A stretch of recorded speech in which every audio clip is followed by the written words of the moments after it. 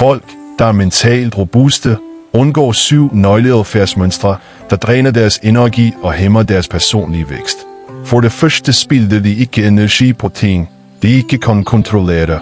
Det betyder, at de giver slip på bekymringer om eksterne faktorer som trafikpropper eller andres meninger, og i stedet fokuserer på deres egne handlinger og holdninger.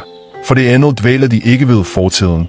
De forstår, at fortrydelse og hvad nu hvis scenarier er mentale fælder, der forhindrer dem i at komme videre. De lærer af deres fejl, men sidder ikke fast i dem. For det tredje undgår de ikke forandring. I stedet for at frygte det ukendte, ser de nye udfordringer som muligheder for at lære og vokse, og de omfavner aktivt ubehag som en vej til robusthed. Desuden giver mentalt robuste mennesker ikke op, når de står over for ubehag. De anerkender, at sådan styrke opbygges ved at udholde vanskelige øjeblikke, uanset om de er fysiske eller følelsesmæssige. De spilder heller ikke tid på at have ondt af sig selv.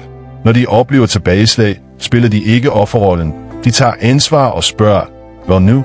Hvilket ændrer deres tankegang fra hjælpeløshed til handlekraft. En anden afgørende ting, de aldrig gør, er at frygte at tage kalkulerede risici. De forstår, at fiasko er en del af rejsen mod succes og er villige til at træde ud af deres komfortzone for en potentiel belønning, velvidende at selvom de falder, vil de lære noget værdifuldt. Endelig misunder de ikke andres succes. De ser andres præstationer som en inspiration snarere end en kilde til jalousi, i det de mener, at en andens succes ikke mindsker deres eget potentiale.